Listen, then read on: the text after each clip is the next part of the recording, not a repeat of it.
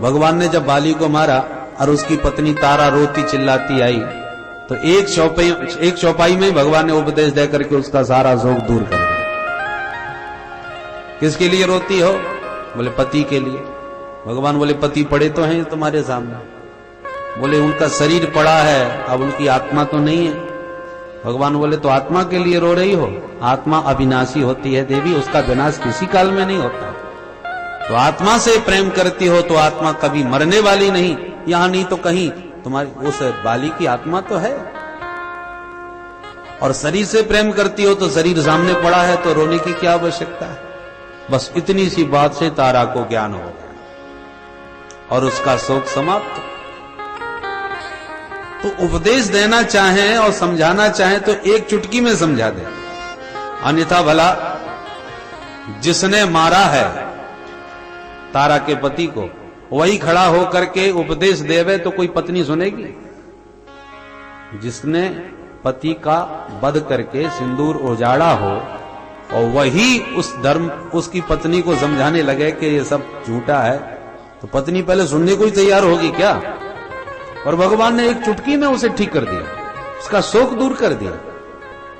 और जब शांति दूत बन के जा रहे थे दुर्योधन को समझाने, तो द्रौपदी ने अपने केस दिखा दिए। प्रभु ये केस तो तभी बंधेंगे जब वो दुष्ट मरेगा, ध्यान रखना मेरे केसों का। भगवान बोले मैं समझाने जरूर जा रहा हूं, परंतु मैं जानता हूं कि वो नहीं समझेगा, क्योंकि समझाना ये चाहे तब तो वो समझे। बोलो राधे राधे। शांति दूत बन के गए, बहुत बड़ा उपदेश भी दिया, सब कुछ किया, दुर्योधन की एक समझ में नहीं आया। तो युधिष्ठिर जी महाराज को भी यदि समझाना चाहते तो सब समझा देते, अर्जुन को नहीं समझा दिया जो भाग रहा था युद्ध से, तो गीता का उपदेश देकर के समझा दिया और एकदम लड़ने को तैयार हो गया। पर युधिष्ठिर जी को समझा रहे हैं, उनकी समझ में नहीं आता, क्योंकि भगवान चाहते हैं कि युधिष्ठिर जी को मैं नहीं समझाऊं, पितामह भीष्म समझावे। भगवान के बड़े ही प्रिय हैं भीष्म बाबा, परम भक्त हैं भगवान के पितामह भीष्म, और भगवान चाहते हैं अंतिम क्षणों में मैं उन्हें दर्शन देकर के कृतार्थ करूं। इसलिए शोकमग्न पांडवों को भगवान न समझाते हुए पकड़ करके सब उन पितामह भीष्म के पास ले गए जो बाणों की सैया पर समर भूमि में पड़े थे। भगवान को तो उन्हें दर्शन देना था, सो पांडवों को समझाने के बहाने ले गए। चलो चलो बाबा से बात करो, बाबा तुम्हें समझाएंगे। और दूसरा कारण एक और भी है, उपदेशक के प्रति जब तक गुरुत्व का भाव न हो तब तक उसका उपदेश समझ में नहीं आता। कोई कितना भी उच्च कोटि का तत्व ज्ञान दे रहा हो, पर आपके मन में यदि उसके प्रति वात्सल्य भाव है कि हमारा बच्चा है, तो कितना भी बड़ा प्रकांड विद्वान हो, कितना भी बढ़िया उपदेश दे, आपकी समझ में नहीं आने वाला, क्योंकि आपका अंतर मन तो उसे बच्चा ही समझ रहा है। तो युधिष्ठिर जी बड़े भैया हैं और कन्हैया के प्रति वात्सल्य भाव रखते हैं, मेरा छोटा भैया है ये, इसलिए भगवान का उपदेश उनको पल्ले नहीं पड़ता। भगवान समझ गए हमारा उपदेश इनको समझ में नहीं आएगा, इनको तो किसी बुढ़े के पास ले जाना पड़ेगा, वयोवृद्ध की वाणी का जल्दी प्रभाव पड़ेगा। इसलिए बाबा भीष्म के पास भगवान ले गए। पांडवों ने बाबा को किया प्रणाम, नेत्र खोल के देखा तो सामने अर्जुन खड़े हैं। मुस्कुरा पड़े भीष्म बाबा, अर्जुन तेरा सारथी नहीं आया क्या? प्रभु तुरंत मुस्कुराते हुए सामने आ गए। दादाजी मेरे को याद किया, ये खड़ा हूं आपके पास। पितामह भीष्म बोले प्रभु जब आए हो तो दाएं बाएं क्यों होते हो, जरा सामने आओ। भगवान तुरंत सन्मुख आके खड़े हो गए। पितामह भीष्म ने मन ही मन प्रभु को प्रणाम किया। बाणों की सैया पर लेटे हैं, थोड़ा भी हिलना कठिन है, इसलिए मन से ही प्रणाम करिए। अर्जुन जानते हो इसको, कौन है ये बताओ? अर्जुन बोले दादाजी इनको कौन नहीं जानता, ये हमारे मामा जी के लड़के वासुदेव कृष्ण हैं। मुस्कुरा पड़े बाबा भीष्म। अर्जुन मैं तो यही नहीं समझ पाता कि ये तेरा कौन है। कभी तो मामा का बेटा बता करके भैया बना लिया, कभी इसकी बहन सुभद्रा से विवाह करके अपना साला बना लिया, कभी गीता का ज्ञान उपदेश सुनने के लिए गुरुजी बना लिया, शिष्यस्ते हम, चेला बन गया। कभी घोड़ों की लगाम थमा करके अपना सारथी बना लिया, कभी संदेश वाहक बना करके दूत बना करके भेज दिया, तो कभी सचिव बना करके घर गृहस्थी का परामर्श ले लिया। कितने तुम्हारे नाते हैं, कोई गिनती नहीं। पर ये क्या है तू अभी भी नहीं समझ सका। यम मन्यसे मातुलेयम प्रियम मित्रम सुहृत्तमं अकरो सचिवं दूतम सौहृदादथ सारथि। प्रभु आप इस अर्जुन के लिए जो चाहे सो बन गए, पर एक अंतिम इच्छा मुझ बुढ़े की भी पूरी कर दो। आपकी क्या इच्छा है बाबा बताओ। बस मेरी इच्छा तो यही है प्रभु कि मेरी अंतिम इच्छा यह हो रही थी कि आप जब आओगे तब मैं दुनिया से विदा लूंगा। आप आ गए, हृदय हर्षित है, और प्रार्थना बस ये है कि अब जब तक इस संसार से विदा लेके न चला जाऊं तब तक आप ऐसी खड़े रहना, मुझे छोड़ के मत चले जाए। मैं अब तक आपकी प्रतीक्षा कर रहा था कि आप आओगे तब जाऊंगा। अब जब आप आ गए हो तो आप थोड़ी सी प्रतीक्षा कर लो कि जब तक मैं ना चला जाऊं तब तक आप मत जाना। सदैव देवो भगवान प्रतीक्षता कलेवरम यावदिदं हिनोम्यहम् प्रसन्नहासारुणलोचनो न सन्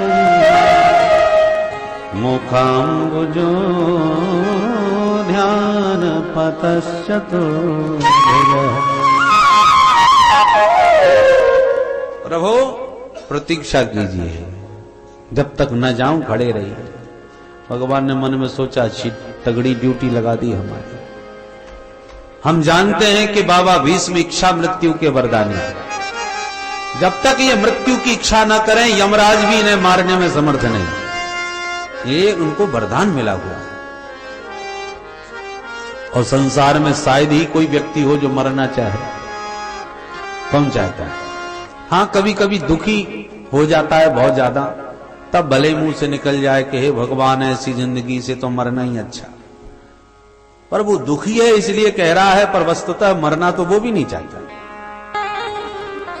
एक बुढ़िया घर में बहुत तंग रहती थी, बच्चे बहुत परेशान करते, घर का सब काम करे फिर भी परेशान। अब एक दिन घर का तमाम कूड़ा करकट इकट्ठा करके टोकरी में भर लिया, उठाने लगी तो वजन ज्यादा, उठा ना पावे बेचारी वृद्ध शरीर, सिर पकड़ के बैठ के फिर बड़बड़ाने लगी, हे भगवान संगी साथी सब चले गए पर भगवान जाने मुझे मौत कब आएगी, मेरी तो यमराज भी नहीं सुनते।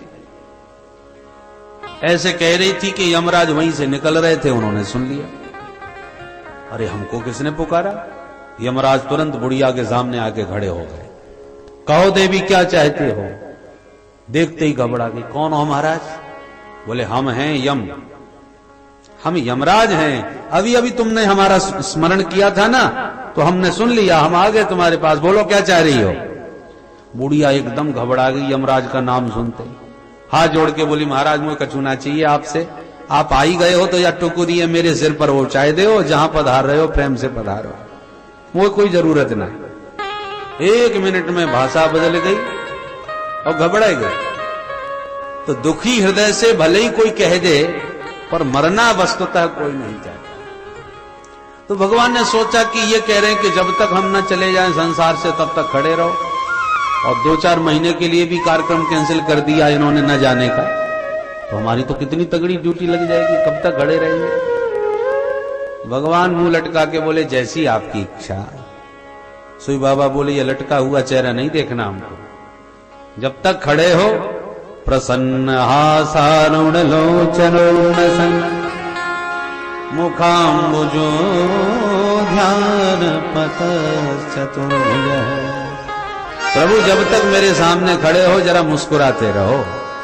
भगवान तुरंत हंस पड़े और माधव की मुस्कान को देखते ही पितामह भीष्म के शरीर की सारी पीड़ा समाप्त हो गई। अब तो बाबा भीष्म भगवान की झांकी देखते जा रहे हैं और युधिष्ठिर जी को उपदेश देते जा रहे हैं। युधिष्ठिर जी ने बहुत सारे प्रश्न किए और युधिष्ठिर जी को पितामह भीष्म ने समाधान दिया, धर्म का बड़ा ही मर्म सिखाया। दान धर्मान, राज धर्मान, मोक्ष धर्मान विभागसः, स्त्री धर्मान, भगवत धर्मान, समासभ्यास योगतः। धर्म के मर्म को जानते ही युधिष्ठिर जी का शोक समाप्त हो गया। बोलो राधे राधे। राधे राधे। सारे धर्मों का एक शब्द में सारा मर्म। श्रूयताम धर्म सर्वस्वम श्रुत्वा चैवावधार्यताम् आत्मनः प्रतिकूलानि परेशान न समाचरेत। सारे धर्मों का यही मर्म है कि जो व्यवहार आपको अपने प्रति अच्छा नहीं लग रहा, वही व्यवहार आप दूसरों से करना छोड़ दें। बोलो राधे राधे। राधे राधे। बहुत सीधी सी बात है, पर यह सूत्र जिसने जीवन में उतार लिया उसका जीवन धर्ममय हो जाए। जो भी व्यवहार संसार का आपको अच्छा नहीं लगता, हमारे साथ कोई ऐसा व्यवहार करे, बस जो आपको अच्छा नहीं लगता वही दूसरों से करना बंद कर दो। और हम लोग क्या करते हैं, 40 रुपए की चीज 400 में पकड़ा दी किसी को तो बड़े खुश होते हैं, आज इतना कमा लिया, इतने का चूना लगा दिया। वो आपको कोई लगा दे तब दिन भर गाली देंगे, बड़ा दुष्ट है, हमको ही ठग लिया, हमारे साथ ऐसा क्यों। तो आप किसी को गाली दो तो कुछ भी होश नहीं, जो चाहा सो कह दिया, और आपको नेक कोई कह दिया तो आगे लग गया। सारा मर्म धर्म का इस एक शब्द में है। जो व्यवहार आपको अपने लिए अच्छा नहीं लगता, आपका कोई अनादर करे, आपको धक्का मार के पीछे बैठा है, कितना बुरा लगेगा। वो आप जो उसने किसी ने आगे बढ़ने की कोशिश, धक्का मार के चल पीछे हट, 1 मिनट में जो आया सो कह दिया, जो अच्छा लगा सो कर दिया, तो आप अपना व्यवहार बिल्कुल ध्यान में नहीं रखते, जो चाहा सो किया। पर वही व्यवहार जब आपके लिए हो तो आप आग बबूले हो जाए। तो आत्मन प्रतिकूलानि, आपकी आत्मा को जो प्रतिकूल लगता है, परेशान न समाचरेत, बस वही काम वही व्यवहार दूसरों से आप न करें। ये दिव्य उपदेश दिया, युधिष्ठिर जी का शोक समाप्त। आ गया माघ का महीना, शुक्ल पक्ष की एकादशी। बाबा भीष्म को लगा बहुत प्रिय तिथि है, ठाकुर जी को यह बहुत पसंद है, इसलिए चलना चाहिए यही पावन तिथि में। एकादशी का दिन था तो एकादश श्लोकों से भगवान की स्तुति गाई। चरणों में पुष्प चढ़ाना चाहते थे तो पुष्प तो मिले नहीं, तो पुष्पताग्रा छंद में बद्ध होकर के भगवान को पुष्पांजलि शब्दों के सुमन चढ़ाए। बड़ी प्यारी स्तुति गा उठे बाबा भीष्म। जिस छंद में स्तुति गाई है, इस छंद का नाम पुष्पताग्रा। ध्यान से सुने, बाबा स्तुति कर रहे हैं। इतिमति रूप कल्पिता वितृष्णा भगवती शाश्वत पुंगवे विभूमि। इतिमति रूप कल्पिता वितृष्णा भगवती शाश्वत पुंगवे विभूमि। स्वसुख मुपगते पजित हर तुम प्रकृति मुपेयुष्यद भव प्रभाः। त्रिभुवन कमलम कमाल वर्णम रव कर गौरवराम्बरम दधाने। बपुरल ककुलाविताननाजम विजय सखेरतिरस्तु मेन वज्या। युधि तुलिगर जो विधून विसर कजललित श्रम वारिलंकृतासे। मम निशत सरै विविद्यमान त्वचिविल सत्कवचे सुकृष्ण आत्मा। सपदि सखि वचो निशम्य मध्ये निज परयोर्बलयोरथं निवेश्य। स्थित सत्यवती पर सैनिकाय रक्षणा धृतवती पार्थ सखे रतिर्ममास्तु जपहित प्रतनामुखं निरीक्ष्य स्वजन वधाग्विमुखस्य दोष बुद्ध्या कुमति महरदात्मवेद्यया यश्चरणरते पर्वस्य तस्य मेस्तु त्वनिगममपहाय मत्प्रतिज्ञां नृत्यमदि कर्तुमवाप्यतो रतस्थः तत्रथ चरणोऽभ्ययाचल विभुं हरिर्विहन्तु विभङ्गतोत्तरी। बोलो भक्तवत्सल भगवान की जय। ये बाबा भीष्म के द्वारा की हुई बहुत ही मधुर स्तुति है। भीष्म पितामह कहते हैं, प्रभु इस संसार से विदा होने से पहले एक छोटी सी मेरी इच्छा पूरी और कर दो। क्या इच्छा है बताओ? बोले महाराज शरीर छोड़ने से पहले बिटिया का विवाह और निपट जाता, बेटी के हाथ पीले हो जाते तो निश्चिंत होकर संसार से विदा होता। प्रभु मुस्कुराए, बाबा विवाह तो तुम्हारा ही नहीं हुआ, ये तुम्हारी बिटिया कहां से आ गई जिसके विवाह की तुम्हें इतनी चिंता पड़ गई? बाबा भीष्म कहते हैं, प्रभु मैंने सोचा कन्यादान किया जाए, तो कन्या ढूंढूं फिर उसका वर ढूंढूं, इसलिए मैंने तो अपनी बुद्धि को ही अपनी बेटी मान लिया। इति मति, ये जो मेरी मति है इसी को मैं अपनी बेटी मानता हूं। पर इस मति का पति बहुत ढूंढा, ऐसा कोई संसार में नहीं दिखा जिसे अपने मति का समर्पण कर सकूं, मति का पति बना सकूं, बुद्धि जिसमें सर्वथा समर्पित कर सकूं। भगवान बोले, ऐसी क्या योग्यता है तुम्हारी बिटिया में कि उस जैसा तुम्हें वर ही नहीं मिल रहा है? बाबा बोले, सबसे बड़ी योग्यता यह है पुत्री में, मे मति वितृष्णा, मेरी बुद्धि में कोई तृष्णा नहीं है। संसार में ऐसी कोई बुद्धि नहीं जिसमें कोई तृष्णा ना बैठी हो। वित्तेषणा, नोट आवे कहां से आवे, कैसे आवे, क्या करूं, धन की प्रबल तृष्णा हर प्राणी की बुद्धि में बैठी भई है। वित्तेषणा न भी हो तो पुत्रेषणा, धन में उतना, किसी के पास धन पर्याप्त है और बेटा नहीं है तो बेचारा परेशान है, पुत्रेषणा से पीड़ित है। क्या रे भगवान ने धन तो इतना दिया परंतु कोई भोगने वाला तो हो, देखने वाला तो हो, वो पुत्रेषणा से व्यथित है, बेटा नहीं है। और वित्तेषणा पुत्रेषणा भी जो त्याग बैठे हैं वो लोकेषणा में फंसे हुए हैं। मान बड़ाई प्रतिष्ठा की भूख, हमें लोग पूछें, लोकेषणा बहुत बड़ी बलवती होती है। लोग घर परिवार, स्त्री पुत्र, धन संपत्ति सब छोड़ के चले गए, महात्मा बन गए, एकदम विरक्त हो गए, पर उनके मन में भी लोकेषणा कहीं ना कहीं कोने में बैठी रहती है। अरे मेरे को ऐसा वैसा बाबा ना समझना, जज की कुर्सी को ठोकर मार के आया हूं। तो जज की कुर्सी तो ठोकर लगा दी, परंतु अभी भी वो सम्मान की भूख तो मन में है कि लोग जाने कि मैं कौन हूं। मेरा आसन नीचे कैसे लगा दिया, मैं कोई ऐसा वैसा बाबा हूं। तो सब कुछ त्याग बैठे, पर फिर भी प्रतिष्ठा की एक भूख, ललक मन में रखी रही है। लोकेषणा में बड़े बड़े महापुरुष फंस जाते हैं, कीर्ति से नहीं निकल पाते। हनुमान जी के मार्ग में भी तो सब प्रकार की ये तृष्णाएं आई। सोने का पहाड़ आ गया, सुमेरु पर्वत, सोने का मूर्तिमंत पर्वत है। हमको तो नेक साथ सोना मिल जाए तो लेकर के खिसक ले।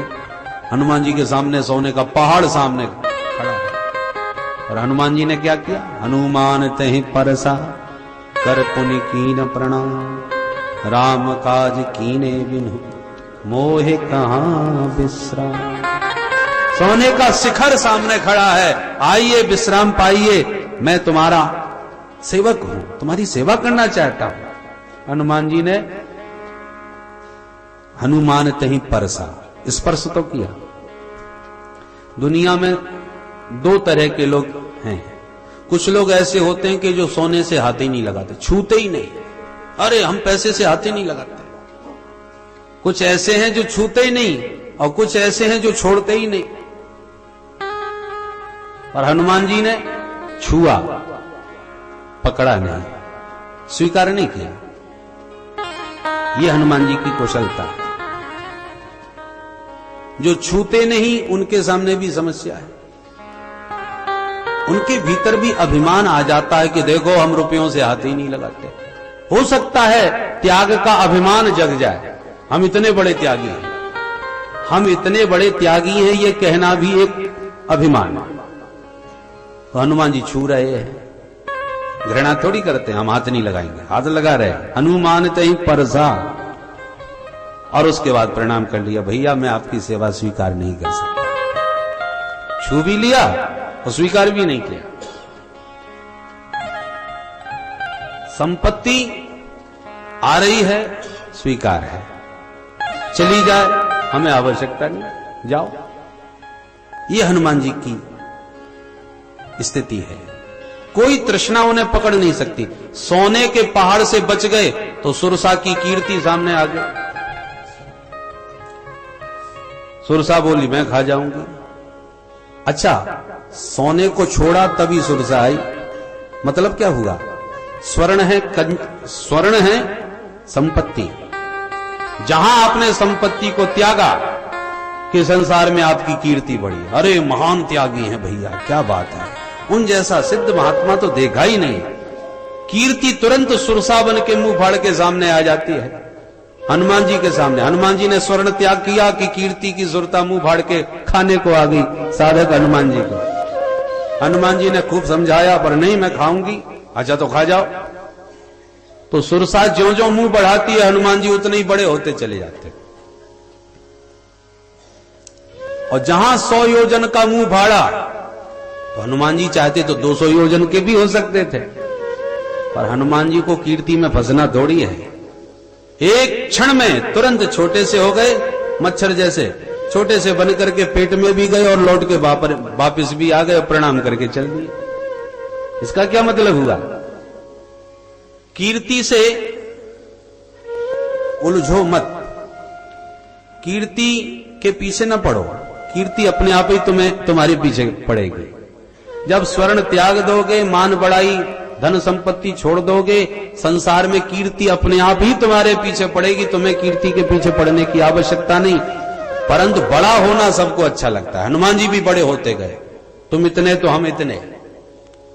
बड़े तो हो, तो बड़े होने में बुराई नहीं, बड़ा होना सबको अच्छा लगता है, पर बड़े होने वाले फिर छोटा बनना नहीं चाहते। जिसने अपना बड़प्पन जो पद पा लिया फिर उससे नीचे उतरना नहीं चाहता। हनुमान जी की यह विशेषता है, चाहे जितने बड़े बन जाएं और चाहे जितने छोटे भी बन जाते हैं। मसक समान रूप कपिधरी, ये मच्छर भी बन जाएं और कनक भूधरा साकार शरीरा, पहाड़ जैसे भी हो जाए, ये कुशलता है। प्रभु ने बड़ा बनाया, बड़े बन गए। और वास्तविकता तो यह है कि हम बहुत अकिंचन हैं, बहुत छोटे हैं। एक पल में छोटे बन जाए तो जो छोटा बनना जानता है वो कभी कीर्ति के चक्कर में नहीं पड़ेगा। जो बड़े होने के बाद छोटा नहीं बनना चाहते वे ही कीर्ति में फंस जाते हैं। कहने का तात्पर्य है, ये तृष्णाओं ने सबकी बुद्धि को ग्रसित कर रखा है। चाहे वित्तेषणा हो, चाहे पुत्तेषणा हो, चाहे लोकेषणा। पर पितामह भीष्म कहते हैं, मैं मति वितृष्णा, मेरी बुद्धि में कोई तृष्णा नहीं। मैं शक्तिशाली होता हुआ भी दूसरों को गद्दी पर बैठाता हूं, मैं गद्दी पर स्वयं कभी नहीं बैठा। इसलिए कीर्ति भी त्याग दी, संपत्ति भी त्याग दी। वित्तेषणा और पुत्तेषणा, शादी तो हमने कराई ही नहीं तो पुत्तेषणा कहां से होगी? विवाह नहीं किया, पिता के मन को प्रसन्न रखने के लिए हमने विवाह का भी त्याग दिया। तो पुत्तेषणा, वित्तेषणा, लोकेषणा, तीनों तृष्णाओं से परे मेरी निर्मल मति है। और ऐसी निर्मल मति का निर्मल पति भी तो चाहिए, वो संसार में कोई मिले ही नहीं। इसलिए मैं ये निर्मल मति आपके चरणों में समर्पित करता हूं। आप ही एकमात्र ऐसे हो जो इस निर्मल मति के पति बन सकते हो। इसलिए आपके चरणों में इस बुद्धि का समर्पण। मुझे वो दिन याद आता है प्रभु जब आप मेरे प्रण को रखने के लिए अपना प्रण भी भूल गए थे। रथ के पहिया को सुदर्शन चक्र बना के दौड़ पड़े थे प्रभु। ऐसे लग रहे थे जैसे कोई सिंह गजराज पर आक्रमण कर रहा हो। हरि इभम हंतुम इव। ऐसे हे माधव आपके चरणों में मेरी सर्वदा रति हो। इस प्रकार से बड़ी प्यारी स्तुति गाते। और जहां बाबा ने देखा अब उत्तरायण काल आ चुका है, तो तुरंत प्रभु का अपलक दर्शन करते करते गोविंद की झांकी को हृदय में बसाते देह त्याग करके भगवान के परम पद को प्राप्त हो गए। बोल भक्त वत्सल भगवान की जय। आकाश में दुंदुबियां बज उठी, सुमन वृष्टि होने लगी। धन्य है श्री पितामह भीष्म। मानव मात्र भक्त सब यही चाहते हैं कि जब हमारा अंत काल आवे तो माधव मुरली बजाते हुए सामने दिखाई पड़ जाए। भगवान का नाम तक मुंह से नहीं निकलता। आज धन्य है पितामह भीष्म जो माधव की मंद मुस्कान को देखते हुए देह त्याग कर रहे हैं। देहांत काले तुम सामने हो, मुरली बजाते मन को भाते। देहांत काले तुम सामने हो, मुरली बजाते मन को भाते। देहांत काले तुम सामने हो, मुरली बजाते मन को लुभाते। देहांत काले तुम सामने हो, मुरली बजाते मन को लुभाते। यही गीत गाते मैं तननाथ त्यागूं, हे नाथ नारायण वासुदेवा। यही गीत गाके मैं तननाथ त्यागूं, हे नाथ नारायण वासुदेव। श्री कृष्ण गोविंद हरे मुरारे, हे नाथ नारायण वासुदेवा। कृष्ण गोविंद हरे मुरारे, हे नाथ नारायण वासुदेव। गोपाल मेरी यह प्रार्थना है, भूलूं नहीं नाम कभी तुम्हारा। गोपाल मेरी यह प्रार्थना है, भूलूं नहीं नाम कभी तुम्हारा। गोपाल मेरी यह प्रार्थना है, भूलूं नहीं नाम कभी तुम्हारा।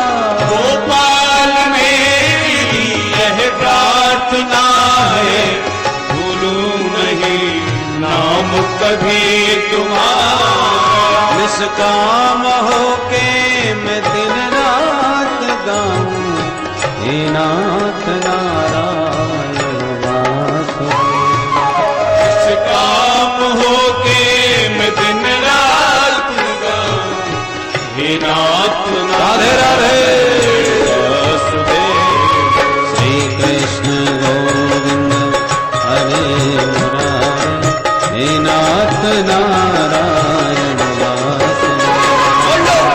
कृष्ण गोविंद हरे मुरारे, हे नाथ नारायण वासुदेव।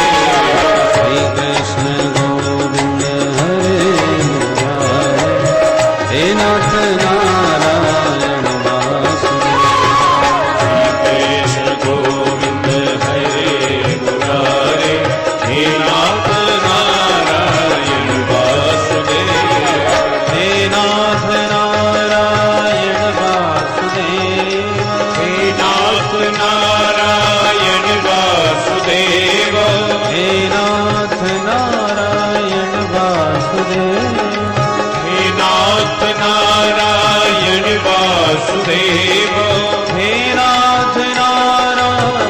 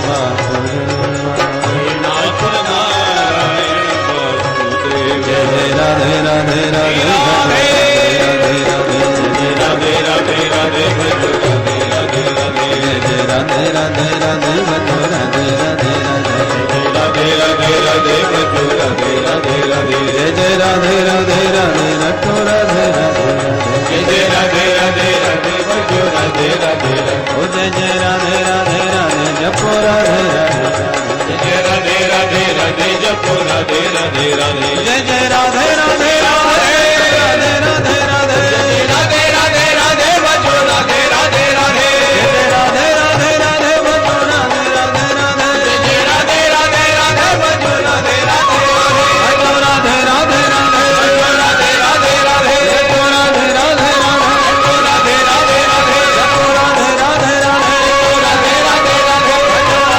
राधे राधे बजो राधे राधे राधे राधे राधे राधे जपो राधे राधे राधे राधे राधे राधे बजो राधे राधे राधे राधे राधे राधे राधे राधे राधे बजो राधे राधे राधे जपो राधे राधे राधे राधे राधे राधे जपो राधे राधे राधे राधे राधे राधे जय जय श्री राधे बोलो भक्तवत्सल भगवान की जय बाबा भीष्म परम भागवतों में एक है। श्रीमद् भागवत में 12 भागवतों का वर्णन है। भागवत माने भगवत भक्त। 12 परम भागवत। 12 शब्द का वैष्णवों के यहां बड़ा महत्व है। 12 का अंक है क्योंकि 12 अक्षर ही मंत्र जपते हैं। 12 अक्षर मंत्र पुनि,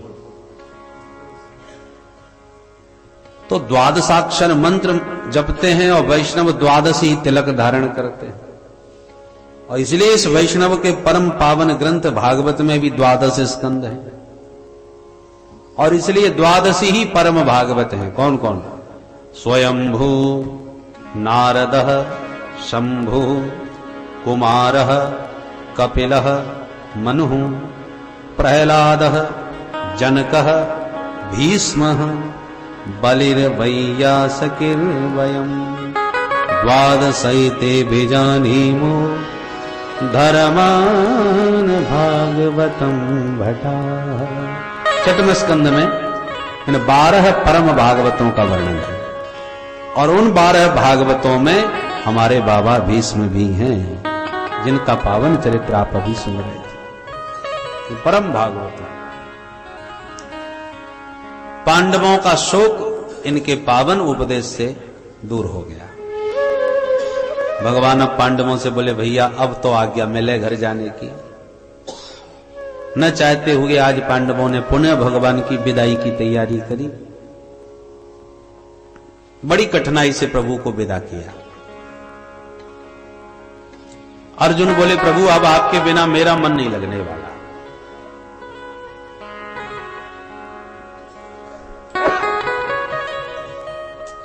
भगवान बोले तो एक काम करो, कितने दिन हम तुम्हारे घर रहे, कुछ दिन के लिए तुम हमारे घर चलो।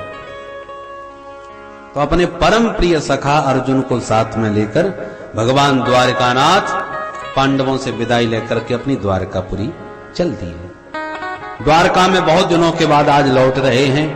नगर में प्रविष्ट होने से पूर्व भगवान ने अपना पांचजन्य शंख बजाया और भगवान के शंखत ध्वनि से परिचित हैं सब नर नारी द्वारका के।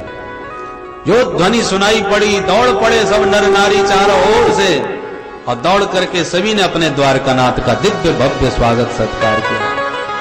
बोले द्वारकाधीश की जय, भक्त वत्सल भगवान की जय। भगवान सबसे पहले आते ही अपनी माताओं को प्रणाम किए, पिताश्री से मिले, वयोवृद्धों से भेंट किए, तब अपनी भामिनियों के भवन में प्रविष्ट हो गए। सौनक जी बीच में खड़े हो गए कथा सुनते सुनते। 1 मिनट महाराज, बहुत प्यारी आप कथा सुना रहे हैं परंतु आप विषयांतर हो गए। कैसे? बोले हमारा आपसे प्रश्न यह था कि सुखदेव जी ने परीक्षित को कथा क्यों सुनाई, तो परीक्षित की कहीं चर्चा ही नहीं हो रही, आप द्वारकानाथ के साथ द्वारका पहुंच गए। तब सूत जी सावधान भये। कभी कभी होता है वक्ता कथा कहते कहीं से कहीं पहुंच जाता है तो प्रबुद्ध जो जागृत श्रोता हैं वो टोक देते हैं, हमारा वो बात आपने अधूरी छोड़ दी, उसे तो पूरी करो। सौनक जी बड़े प्रबुद्ध श्रोता हैं और कन्हैया की कथा इतनी चटपटी है कि सूत जी परीक्षित के बारे में बताते बताते कन्हैया के साथ चले गए द्वारका में। तो सूत जी को पुनः सावधान किया सौनक जी महाराज ने, और सूत जी सावधान हो गए। सुनो सुनो महात्माओं, मैं तुम्हें बता रहा था कि परीक्षित की रक्षा भगवान ने उत्तरा के गर्भ में आकर के करी। ये बात तो मैंने तुम्हें बताई। कालांतर में सकुशल परीक्षित का जन्म भी हुआ। बड़े बड़े विद्वान ब्राह्मणों को बुलाया गया, जिन्होंने जात कर्म संस्कार सब किए, कुंडली सब, ग्रह नक्षत्र सब देखे और बालक की भविष्यवाणियां करी। ये बालक बड़ा धनुर्धर हो, दोनों अर्जुनों के समान धनुर्विद्या में निपुण, अपने दादा अर्जुन के समान तथा सहस्त्रार्जुन के समान योद्धा हो गए। महाराज शिवी महाराज उशीनर के समान शरणागत वत्सल और परम दाता होगा। मर्यादा पालक और सत्य प्रतिज्ञ भगवान श्री राम के समान होगा। बहुत दिव्य गुण हैं इसमें, कितने गिनाए महाराज। पहले तो बड़े बड़े गुण गिना दिए और बाद में एक दोष भी बता दिया। ज्योतिष का एक नियम है, किसी की कुंडली देखो तो पहले बढ़िया बढ़िया बात बताओ, बाद में कोई कमी हो तो थोड़ी बहुत बाद में कमी बताना चाहिए। पता चला कुंडली पकड़ते ही आपने कहा महीना भर में आपका एक्सीडेंट होने वाला है, बेचारा पहले हाथ जोड़े लगा, बस हो गई कुंडली, अब ज्यादा मत बताओ। नारद जी महाराज ने भी पार्वती जी की कुंडली बनाई तो हिमालय जी को बड़े गुण गए, ये कन्या बड़ी पतिव्रता होगी, सारे जगत की जननी बनकर के राज्य करेगी, सारे संसार में इसकी कीर्ति व्याप्त होगी। इतने बढ़िया बढ़िया गुण गिनाए और बाद में बोले थोड़े से दोष भी है। क्या दोष है महाराज? बोले इसका पति बड़ा विचित्र होगा। पति विचित्र होगा? बोले हाँ। कैसा होगा? बोले नंगा घूमेगा, मरघट में लेटा रहेगा, भूत प्रेतों के संग रहेगा, शरीर का कुछ होश नहीं रहेगा, पागलों की तरह बौराया घूमेगा। इतना माथा खराब हो गया माता पिता का, जो अपनी बेटी के बारे में, ऐसे पति के बारे में सुनेगा तो किसी का भी माथा खराब हो गया। इतने घबरा गए हिमालय, और मैना जी बोली कि कुआं में गिर के मर जाऊंगी, पर ऐसे वर को तो मैं कभी नहीं ब्याने वाली। तब नारद जी बोले माता जी घबराइए मत, इसकी रेखा के अनुसार ग्रह पड़े हैं इसके पति के घर में, और वो सारे लक्षण शंकर बाबा में घट रहे हैं। यदि तुम्हारी कन्या का विवाह शंकर के साथ हो जाए तो वे सारे दुर्गुण दिव्य गुणों में परिणत हो जाएंगे। ये सुझाव दिया। तब पार्वती जी तपस्या के लिए तैयार भई। कहने का तात्पर्य ज्योतिष का नियम है, पहले गुणों को बतावे, बाद में दोष बतावे। तो ब्राह्मणों ने भी परीक्षित के बड़े गुण गिनाए, ऐसा ऐसा, बाद में बोले थोड़ा सा एक दोष भी है। क्या? बोले तक्षकादात्मनो मृत्युम द्विज पुत्रोपसर्जिता। इस बालक की मृत्यु सर्प के काटने से होगी, तक्षक के काटने से ये मरेगा। सब उदास हो गए बेचारे। महाराज ये तो अकाल मृत्यु है, सर्प से काटने से जो मरते हैं अकाल मौत है। कुआं में गिर के, पानी में डूब के, आग में जल करके, विष पान करके, सर्प के काटने से, ये सब अकाल मृत्यु में आते हैं। अकाल मृत्यु भी है भाई। दीपक में जब तक घी है वो जलेगा, बाती बढ़िया है, घी भी बढ़िया है और जलेगा पर्याप्त, परंतु हवा का झोंका आ जाए तो बीच में भी बुझ जाएगा। सब कुछ होते हुए भी दिया बुझ गया। हवा की गति यदि तेज है, हवा, तो थोड़ा शीशा लगा दीजिए ताकि वो बच जाए, तो वो बच भी जाएगा। ऐसे ही आयु है आपके पास, सावधान रहिए। कभी कभी प्रबल प्रभाव आते हैं संसार के झंझावात, उसमें पता चला मृत्युंजय का जाप बैठा दिया ग्रह दशा को देख करके, या कोई ऐसा नग पहन लिया कि जो ग्रह भयंकर प्रकोप बन के आ रहा था वो नग ने उसको थोड़ा उसका प्रभाव शांत कर दिया। ये सब उपाय करने चाहिए ताकि आपके दुष्प्रारब्ध की जो आंधी है वो आपका दीपक न बुझा दे, ये सुरक्षा कवच है। यदि अकाल मृत्यु न होती तो मंत्र क्यों पढ़ा जाता? अकाल मृत्यु हरणम, चरणामृत देते संकल्प बोल, अकाल मृत्यु का हरण करने वाला है भगवान का चरणामृत। प्रभु के चरणों का चरणामृत पियो, ये जितने भी झंझावात हैं अकाल मृत्यु के बानक वो सब दूर हो जाते हैं। अकाल मृत्यु का हरण करने वाला भगवान का चरणोदक है। उपाय सब बताए, परंतु जो प्रबल प्रारब्ध होता है वो किसी के द्वारा रुकने वाला नहीं है, उसे कोई नहीं रोक सकता। बोले बाबा भवानी सती को समझा रहे थे, देवी मत जाओ अपने पिताजी के यहां, तुम्हारा अपमान होगा, नहीं मानी। बोले बाबा इतने प्रबल हैं कि भाभी हूं मैट सकहीं त्रिपुरारी, वो प्रारब्ध को भी पलट सकते हैं और स्वयं समझा रहे हैं, परिणाम भी सती को बता रहे हैं, फिर भी सती नहीं मान रही। तो भोले बाबा ने ध्यान लगा के देखा कि यदि मात्र प्रारब्ध है तो तुम्हें पलट दूं, पर प्रारब्ध के साथ और भी कुछ है। तो भोले बाबा ने ध्यान लगा के देखा, हर इच्छा भावी बलवाना। ये केवल भावी माने प्रारब्ध ही नहीं है, हरि इच्छा, ठाकुर जी की भी यही इच्छा है, तो अब मैं कुछ नहीं कर सकता। भगवत इच्छा सबसे बलवती होती है। तो भोले बाबा फिर मौन हो गए, ठीक है देवी जाओ, फिर नहीं रोक सके, होनी बलवती है। तो पांडवों ने कहा कोई उपाय? बोले उपाय कुछ भी नहीं है, मृत्यु तो इसकी तक्षक के काटने से ही होगी, ऐसा जबरदस्त इसका प्रारब्ध है। पर हां एक उपाय है। क्या? प्रारब्ध की रेखा में ग्रह दशा ये भी बता रही है कि मृत्यु भले ही तक्षक के काटने से इसकी हो गए, पर एक सिद्ध संत का, परमहंस का ऐसा अनुग्रह इस बालक को प्राप्त होगा कि तक्षक के काटने पर भी अधोगामी नहीं बनेगा, अपितु भगवत धाम का अधिकारी बन जाएगा।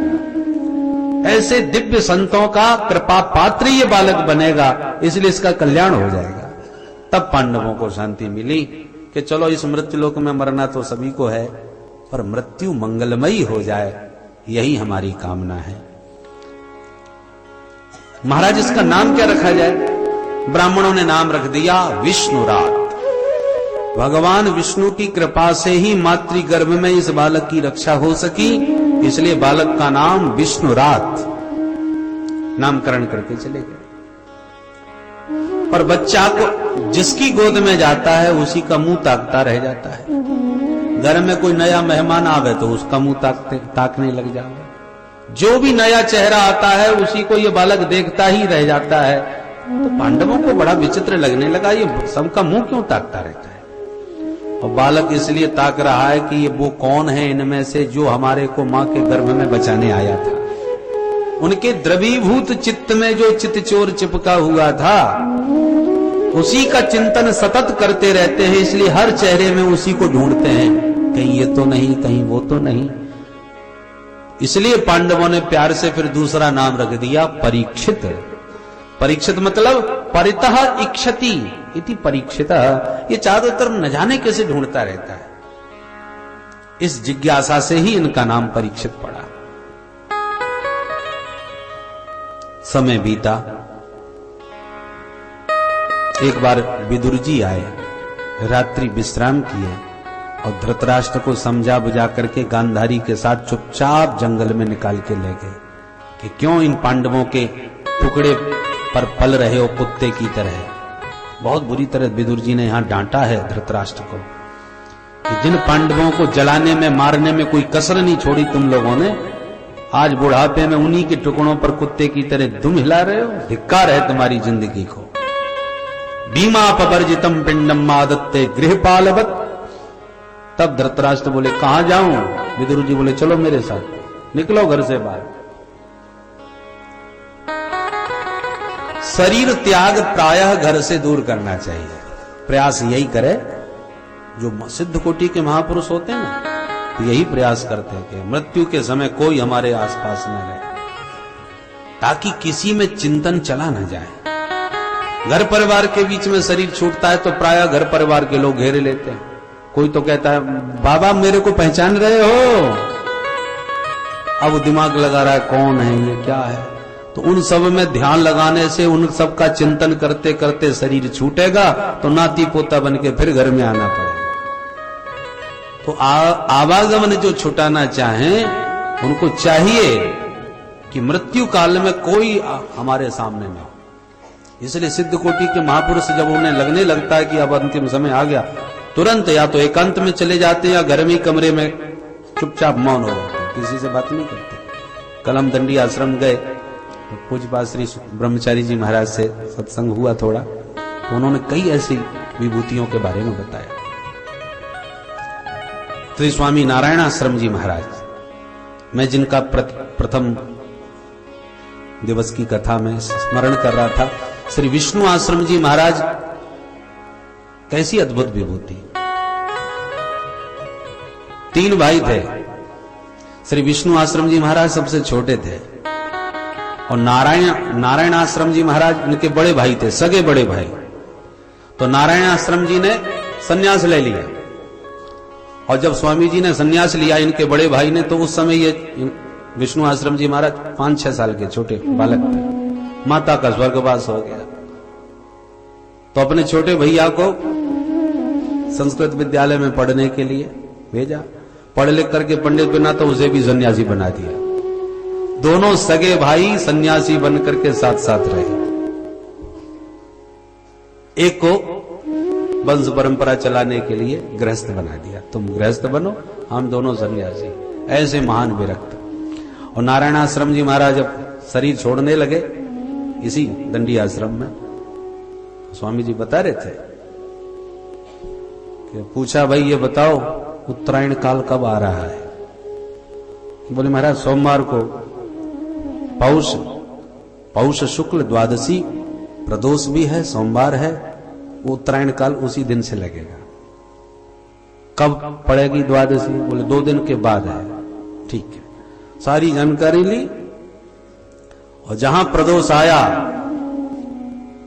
ब्रह्म मुहूर्त में 4 बजे सबसे अलग कमरे में एकांत में बैठ गए चुपचाप। बोले हमको थोड़ा, पहले लेटे रहते थे, अस्वस्थ थे, वयोवृद्ध देह था, तो एक से बोले भैया जरा हमें उठा के बैठा दो।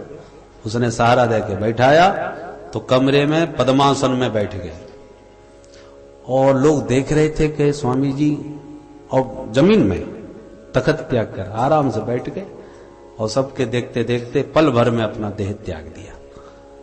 इस कलिकाल में ऐसे ऐसे सिद्ध महापुरुष आज भी हैं जो पता लगा के मुहूर्त पूछ के फिर शरीर आराम से, जैसे सर्प कैंचली छोड़ देता है अपनी, इतनी प्रसन्नता के साथ शरीर छोड़ के चले गए। श्री विष्णु आश्रम जी महाराज जब उनका इलाज हो रहा था और किसी शहर में थे, मुझे शहर का स्मरण नहीं रहा, ब्रह्मचारी जी बता रहे थे, तो लोगों को ऐसा लग रहा था कि महाराज जी का स्वास्थ्य बहुत बिगड़ गया और लगता है शरीर छूटने वाला है। तो कुछ लोगों ने कहा, स्वामी जी आपकी आज्ञा हो तो हरिद्वार चला जाए, गंगा के तट पर। स्वामी जी जिसने इस बात को कहा उसके संकेत से समझ गए कि अब शरीर बचेगा नहीं, छूटने वाला है। और डॉक्टर कह रहे थे महाराज आज और रुक जाओ तो हमको विश्वास है कि आपका स्वास्थ्य ठीक हो सकता है। बहुत रुग्ण अवस्था थी। तो स्वामी जी से शिष्यगण कह रहे थे हरिद्वार चला जाए महाराज गंगा तट पर। तो स्वामी जी एकदम बोले चल हट, अरे पत्ता जब टूट गया वृक्ष से तो कहीं भी गिरे उससे क्या मतलब। स्वामी जी ये शब्द बोले विष्णु आश्रम जी महाराज कि जब वृक्ष से पत्ता टपक गया तो अब कहीं भी गिरे क्या मतलब। इसका मतलब शरीर से जो काम लेना था वो हम ले चुके, अब ये शरीर यहां गिरे या वहां गिरे क्या फर्क पड़ता है। तो जो सिद्ध कोटि के महापुरुष हैं वो शरीर के प्रति इतने तटस्थ रहते हैं, उनकी तनिक भी शरीर में किंचित मात्र आसक्ति नहीं रह जाती। और ये स्थिति जब जीवन की आ जाए वही जीवन मुक्त महात्मा कहे जाते हैं। तो ऐसे ऐसे जीवन मुक्त महात्मा इस पावन भूमि में तपस्या किए हैं, रहे हैं, उनके दिव्य परमाणुओं से ये भूमि व्याप्त है। इसलिए इस भूमि में बैठ करके सुनना, भजन करने का कई गुना फल होता है। तीर्थों की महिमा इसीलिए तो है, तीर्थी कुर्वन्ति तीर्थानि स्वांतस्थेन गदाभृतः। तपस्वी तेजस्वी महात्माओं के दिव्य परमाणुओं से व्याप्त वातावरण होता है तीर्थों का। ऐसे परमाणुओं के बीच आप बैठोगे तो आपके मन में भी स्वतः उस दिव्यता का संचार होगा। बोलो जय श्री कृष्ण। जय श्री कृष्ण। तो विदुर जी महाराज ने धृतराष्ट्र को आदेश दिया पांडवों के टुकड़ों पर महलों में शरीर मत छोड़ो, चलो मेरे साथ। धृतराष्ट्र तुरंत तैयार हो गए और गांधारी के साथ विदुर जी के पीछे पीछे घनघोर जंगल में चले गए। प्रातः नियमानुसार पांडव जैसे प्रणाम करने पहुंचे ताऊ जी को, तो ताऊ जी का पता ही नहीं। बहुत ढूंढा, कोई अता पता नहीं। दुखी हो गए युधिष्ठिर जी महाराज, निश्चित हमसे कोई भूल हुई है, इसलिए ताऊ जी हमें छोड़ के चुपचाप निकल गए। भीम सच बताओ, तुमने कोई उनका अनादर तो नहीं किया? दुखी हो रहे थे कि नारद जी ने आके कहा, घबराओ मत, विदुर जैसे महान संत के सानिध्य में वन में गए हैं, अब निश्चित रूप से उनका कल्याण हो जाएगा। वो शरीर त्यागने के लिए वहां गए हैं और विदुर जैसे संत के सानिध्य में है, इसलिए आपको उनकी चिंता करने की आवश्यकता नहीं है। तब पांडवों का शोक दूर हुआ। अर्जुन को द्वारकानाथ के साथ द्वारकापुरी गए, 7 महीने बीत गए, लौट के नहीं आए। अब पांडवों को चिंता होने लगी। युधिष्ठिर जी बोले, भीम भैया आज 7 महीने हो गए, हमारा अर्जुन लौट के क्यों नहीं आ रहा? गता सप्ताधुना मासा भीमसेन तवानुज नायाति कश्यवा हेतु नाहं वेदेदमन्यसा। यदि नहीं आना था तो कम से कम संदेश तो भेज देता। मुझे डर इसलिए भी लग रहा है भीम कि मैं जब मंदिरों में दर्शन करने जाता हूं तो मुझे ठाकुर जी के विग्रह उदास निराश कांतिहीन दिखाई पड़ते हैं। रोती हुई प्रतिमा नजर आती। आकाश में मैंने देखा पुच्छल थारा उदित हो गया है। मैंने गाय को अपनी बछिया का दूध पीते हुए रास्ते में देखा। ये सब अनिष्टकारी संकेत हैं जो बड़े भारी अनिष्ट का इशारा करते हैं। इसलिए मुझे भय लग रहा है कि न जाने क्या बात है। चिंतित हो ही रहे थे भीमसेन के साथ बैठे युधिष्ठिर जी, इतने में अर्जुन आ गए। अर्जुन को देखते ही सभी भाई दौड़े। अर्जुन भाई बहुत दिनों में आए, पर ध्यान से देखा तो अर्जुन का मुख एकदम कांतिहीन लड़खड़ाते हुए खड़े हैं। अर्जुन बात क्या है? सब कुशल से तो हैं? तुम इतने दिनों के बाद आए, तुम्हारा मुख इतना उदास निराश, आप परेशान लगते हो। बहुत दिनों तक मेहमानी करी, कहीं किसी ने तुम्हारा अपमान तो नहीं कर दिया? यदि ये बात नहीं तो कहीं तुम्हारी प्रतिज्ञा भंग तो नहीं हो गई? कहीं तुम्हारे द्वारा गौवध या विप्रवध तो नहीं हो गया? अनेक प्रश्नों की झड़ी लगा दी। क्या बात है? मैं तो सब कुशल से हैं। हमारे प्रद्युम्न, सांब, अनिरुद्ध आदि द्वारकावासी गोविंद का संपूर्ण परिकर आनंद से है। हमारे प्रभु तो कुशल से हैं। जब प्रभु की कुशलता पूछी तो अर्जुन चरणों में गिर पड़े और यदुवंश के संहार का पूरा प्रसंग विस्तार से अपने भाइयों को सुना दिया। वंचितो हम महाराज हरिणा बंधुरूपिणा येन मे पहृतं तेजो देव विस्मापनं महत। अर्जुन बोले, भाई हम सब अनाथ हो गए। जिन द्वारकानाथ की कृपा से हम बिल्कुल निश्चिंत थे, जो पग पग पर हम पर किस प्रकार से कृपा करने पधारते थे, आज वे ही गोविंद अपने सारे यदुवंश के साथ प्रवास क्षेत्र में गए और अपनी आंखों के सामने यदुवंश का संहार करा के लीला संवरण करके परम धाम को प्रस्थान कर गए। कुंती मैया के कान में ये शब्द पड़े तो एक पल में ध्यान मग्न बैठकर गोविंद के चरणों का स्मरण करके पल भर में शरीर त्याग दिया। पांडवों ने भी परीक्षित को सत्ता का दायित्व सौंपा और अपनी प्रिया द्रौपदी को साथ में लेकर पांचों भाई हिमालय की यात्रा करते करते एक एक करके शरीर छोड़ते हुए अंत में स्वर्ग आरोहण को प्राप्त हो गए। बोल भक्त वत्सल भगवान की जय।